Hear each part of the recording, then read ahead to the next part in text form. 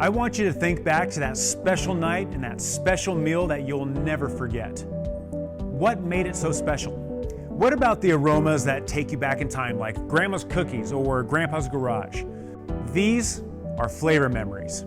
But what is flavor and where does it come from? I'm Jeremy Storton. I'm an Advanced Cicerone and the host of the Good Beer Matters podcast. I've partnered with the BrewDB to bring you trusted brew knowledge. Trusted Brew Knowledge is a series of videos to help you better understand beer and what to make of it. In this video series, we're going to take a deep dive into the complex world of beer flavor. My name's Peter Cronin. I'm the quality manager here at AleSmith Brewing Company. So when it comes to talking about flavor, you are elbows deep in not only brewing, but evaluating both what the good flavors that you put into a beer and the bad flavors that sometimes you get out of a beer, right? Definitely, yeah. One of the things that I have found fascinating as I've studied more about beer and tasting, whether it's beer, food, or anything else, is just learning how we as human beings actually taste. Yeah. And I think it's particularly fascinating to me that the science of how we smell and taste is relatively new. Definitely. Because it was an unworthy science to pursue back in the day. Right. The science we had back in the day, we now know is flat out wrong. And the other thing is, we as humans are better smellers and tasters than we thought we were. Definitely. Given all that, how do we smell and taste? What's the scientific process? So what I love about that progress in science is a lot of us know that picture of the tongue, and it's kind of mapped out with all the different flavors. That was a complete lie. Yeah. Those taste buds are all over that tongue. It was theoretical at best, based on bad science. Based on bad science, and that's what's from cool about 100 years science ago. is we're completely progressing every year. Since I've been here, like umami has definitely been added to the flavor panel, and then there's some other taste buds that they're confirming now too. Yeah. So sweet, salty, sour, bitter, and umami. Those are the 5 right now. There's probably going to be one on fat coming up that's legit going to get in there. Mostly when we're talking about beer, though, we're talking about sweet, salty, with a little bit of mineral, sour, and bitter. Hopefully not too much umami or fat in the beer that we're drinking. With those 5 basic tastes that you just mentioned, the question I always ask people is, if you can taste sweet, sour, bitter, salty, and umami, then explain the difference between chocolate and coconut or strawberries and banana. Yeah.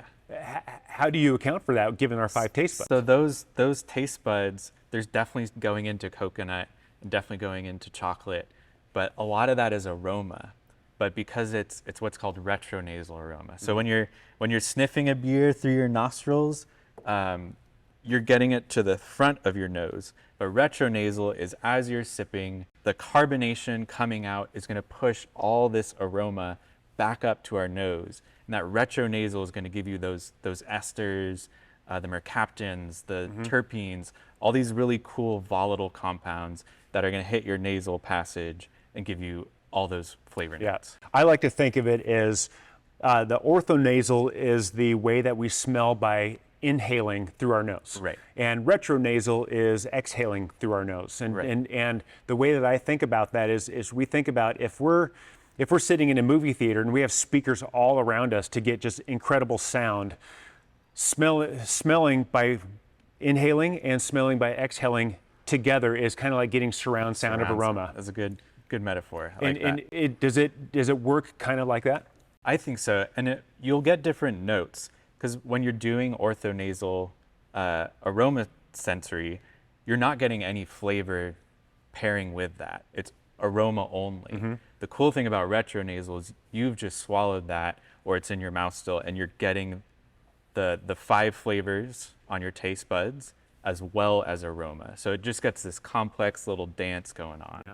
And I think that there's a lot of people that have experienced retronasal aroma perception more than they realize. Right. Anytime you've consumed an IPA and burped up hops, that's retronasal. Anytime you eat Italian food and you burp up garlic, that's retronasal. Definitely. But it's amazing how those aromas become very, very pronounced and profound just on a burp or an exhale. Right, Even through the mouth, you can smell it through your mouth. Yeah, and with beer, we definitely have something helping us out, and that's carbonation. So Yeah. wine and spirits don't have that, whereas the carbonation is actively pushing out all this aroma as the beer is in your mouth and as you're swallowing it, as you're burping it sometimes, and bringing it back up.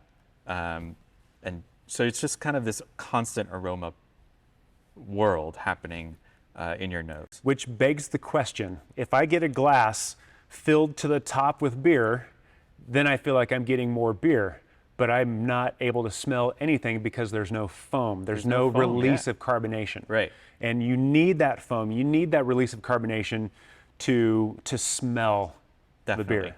Yeah, the foam itself is such an interesting science. Also, a lot of progress happening with that, especially as we dry hop more. We're learning back in the 60s and 70s when we did all these papers, we knew a lot about foam, but with all these new processes we're adding, we're learning so much more about, especially the terpenes coming out. The terpenes are the essential oils of hops, right? Yeah. There's sulfur-containing compounds that are extremely volatile. So whenever you pour a beer, put your nose in it right away, because that's when you're going to get that high-impact aroma. All those terpenes, and their flavors are guava and lychee and coconut, and it just runs the gamut of aromas. Most of those are terpenes. The things we love about fruits and food in general, a lot of them are terpenes. Yeah.